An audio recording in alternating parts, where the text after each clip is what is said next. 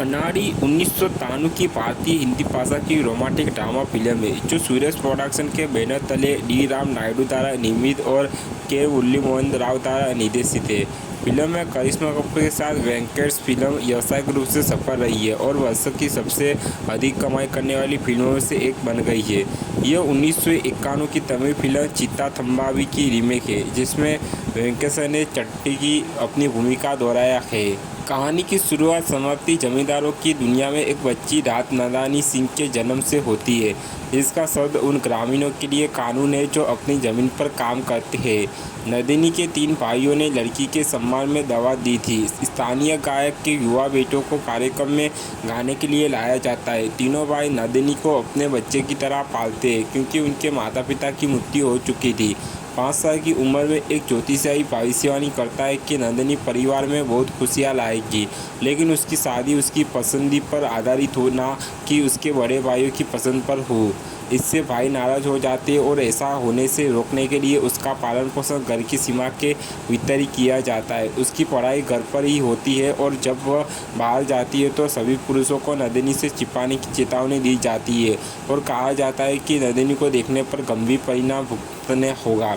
रात नंदिनी युवावस्था तक पहुंचती है। उसके आसपास जिन कुछ लोगों का अनुमानित है उनमें सभी स्टाफ और उसके अंगरक्षक शामिल है। इस बीच गाना गाने वाला लड़का रामा बड़ा होकर सोने के दिल वाला एक भोला और भोला व्यक्ति बन जाता है। उनका पालन पोषण उनकी विधवा माँ सावित्री ने किया था। वो स्कूल नहीं जाता और अपना समय गाने और गाँव के लोगों का मनोरंजन करने में बिताता है।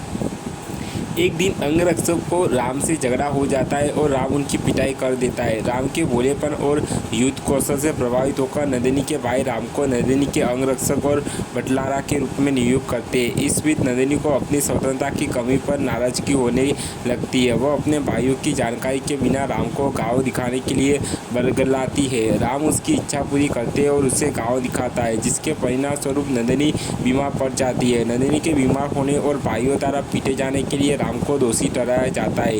नंदिनी जो अभी अभी राम को पसंद करने लगी है, उसकी पिटाई का कारण बनने के लिए दोषी महसूस करती है। यह घटना उन्हें भावनात्मक रूप से करीब लाती है। नंदिनी को एहसास होता है कि वह अब राम से प्यार करने लगी है।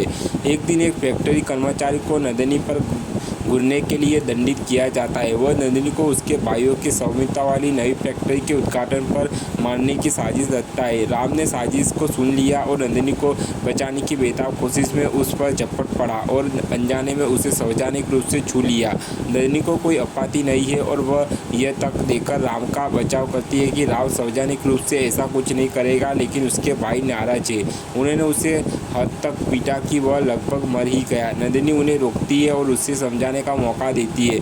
जब राम स्थिति बताता है तो उनका सिर शर्म से झुक जाता है। नंदिनी की मौन माफी के बावजूद राम ने मौके पर ही अपनी नौकरी छोड़ दी है। उस रात नंदिनी ने राम से मिलकर माफी मांगने और शायद उसे काम पर वापस आने के लिए मनाने का फैसला किया था। राम ने वापस आने से इनकार कर दिया क्योंकि वह अपने भाइयों के हिंसक स्वभाव को सहन नहीं करना चाहता था।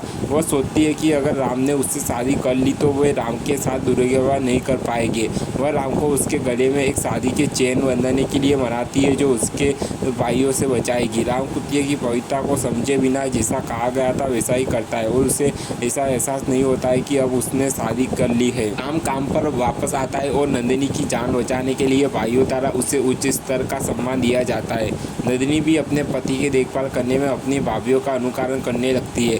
इससे राम घबरा जाता है, लेकिन फिर भी उसे कुछ पता नहीं चलता है। उसके व्यवहार में बदलाव को उसकी भाभी ने देखा है और भाइयों से आग्रह किया कि स्थिति और खराब होने से पहले नंदिनी की शादी कर दी जाए, यह महसूस करते हुए कि वे उससे शादी करने की कोशिश कर रहे हैं। नंदिनी राम को समझाने की कोशिश करती है कि वे पहले से ही शादीशुदा है। राम समझने में इनकार कर देता है और अपनी माँ के पास भाग जाता है। यह महसूस करने पर कि क्या हुआ है उसे इनकार से बाहर निकालती है। वह उसकी रक्षा करने का प्रयास में उसे दूर भेज देती है।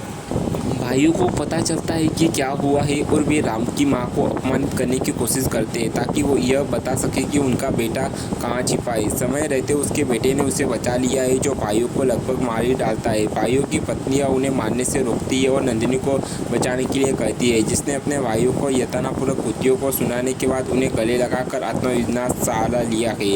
राम अपनी पत्नी को बचाने के लिए पीछे भागता है, जिसमें वह सफल हो जाता है और फिल्म नंदिनी के ठीक होने के साथ समाप्त होती है।